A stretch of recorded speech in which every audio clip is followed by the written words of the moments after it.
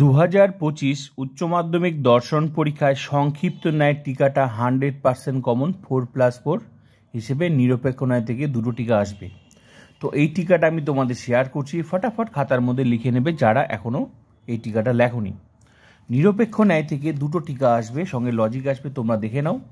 এই টিকাগুলো নিরপেক্ষ ন্যায় সংস্থা, নিরপেক্ষ ন্যায় মূর্তি, চারিপদ ঘড়ি, অবৈধ দোষ, সংক্ষিপ্ত ন্যায়, অবৈধ সাধু, অবৈধ পক্ষদোষ, নয়ার্থক মঞ্জুরি দোষ, নিরপেক্ষ ন্যায়। এই টিকাগুলো যে পড়বে না তার কপালে দুঃখ আছে। আর এই চ্যাপ্টারটা সবচেয়ে বেশি কঠিন, বেশিরভাগ স্টুডেন্ট এই চ্যাপ্টারতে কমনই পায় না, ঠিক আছে। আর তোমরা জানো ফিলোসফি এইচএস উচ্চ মাধ্যমিক দর্শন ইউটিউব চ্যানেলটি এমন একটা চ্যানেল যেখানে সম্পূর্ণ টিউশন বিনামূল্যে পড়ানো হয়, ফুল টিউশন কমপ্লিট। পুরো টিউশনটা প্লেলিস্ট ভিজিট করলে 12টা অধ্যায় সম্পূর্ণ টিউশন পেয়ে যাবে। লিখিত পরীক্ষায় 80তে 80 গ্যারেন্টি। 5টা সাবজেক্টের মধ্যে সবচেয়ে টপ নাম্বার থাকবে ফিলোসফিতে, গ্যারেন্টি দিয়ে বললাম।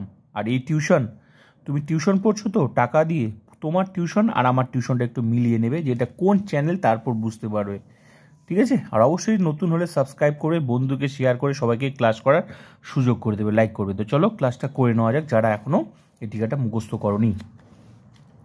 দেখো, সংক্ষিপ্ত ন্যায়, যে ন্যায় অনুমানে কোনো অবয়ব উজ্জ থাকে বা অব্যক্ত থাকে তাকে সংক্ষিপ্ত ন্যায় বলে দাঁড়ি। এটি একটি অসম্পূর্ণ ন্যায় দাঁড়ি। আমরা আমাদের দৈনন্দিন জীবনে এই ধরনের ন্যায় যুক্তি প্রয়োগ করে থাকি দাঁড়ি। যেমন রাম সুখী কারণ সে ধার্মিক। এটার একটু নিচে লিখবে, এখানে যে উদাহরণটি দেওয়া হয়েছে সেটি সংক্ষিপ্ত ন্যায় দাঁড়ি। এই সংক্ষিপ্ত ন্যায়টির প্রধান হেতুবাক্যটি উজ্জ বা অব্যক্ত আছে দাঁড়ি। এই প্রধান হেতুবাক্যটি যুক্ত করলে এটি একটি আদর্শ নিরপেক্ষ ন্যায়ে পরিণত হবে দাঁড়ি। আদর্শ নিরপেক্ষ ন্যায়টি হলো ড্যাশ, প্যারা চেঞ্জ করে নিচে লিখবে। যেমন প্রধানাশ্র বাক্য দিকে প্রধানাশ্র বাক্য লিখতে পারো, হেতুবাক্য লিখতে পারো, অসুবিধা নেই। মোট কথা প্রথম যে লাইনটা আছে সেটা প্রধানাশ্র বাক্য, আমি বুঝিয়ে দিয়েছি। বাকি টিকাগুলো দেখলেই বুঝতে পারবে। প্রথমকার লাইনটা প্রধানাশ্র বাক্য, দ্বিতীয় লাইনটা অপ্রধানাশ্র বাক্য, তৃতীয় লাইনটা সিদ্ধান্ত, ঠিক আছে।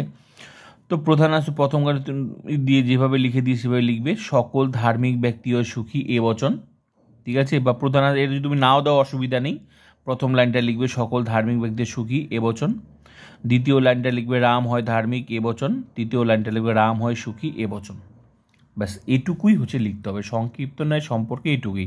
প্রথমকার লাইনটা প্রধানাশ্র বাক্য, দ্বিতীয় লাইনটা অপ্রধান সিদ্ধান্ত।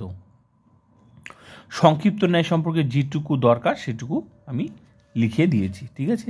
আর বাকি টিকাগুলো তোমরা দেখে নেবে, টিকা কোনটা কতটা লিখতে হবে। পুরো টিউশনটা নিরপেক্ষ ন্যায় 2025 ফুল টিউশন ভিজিট করো। পুরো টিকা সঙ্গে লজিক এমসিকিউ যা আসবে সব লিখে দিয়েছি। এইভাবে বাকি অধ্যায়গুলো দেখে নেবে। আর এই অধ্যায় থেকে লজিক, কিভাবে লজিক করতে হয়, কোন নিয়মে করতে হয়, পুরো ডিটো দেখবে, তাহলেই বুঝতে পারবে এটা কোন চ্যানেল, ঠিক আছে।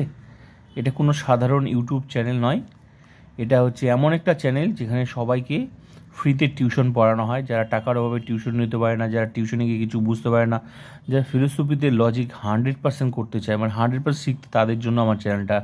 অনেক স্টুডেন্ট আছে যাদের ফিলোসফি ভালো টিচার নেই, তাদের জন্য আমার জন্য। Please share and subscribe and like অবশ্যই করো। ফুল টিউশন ভিজিট করো। পরীক্ষার প্রত্যেকটা প্রশ্নের উত্তর এমসিকিউ হোক, এসিকিউ হোক, 8 মার্ক লজিক হোক, নোটস হোক, যদি লিখে আসতে সঠিক উত্তর, আমার ফুল টিউশন ক্লাস করতেই হবে। আরেকটা কথা বলছি, এটা শুধু ওই সাজেশনাল চ্যানেল, সাজেশন দিয়ে দিলাম, বাকি গিয়ে বাড়িতে পড়ো। এটা হচ্ছে ফুল টিউশনের চ্যানেল, ঠিক আছে।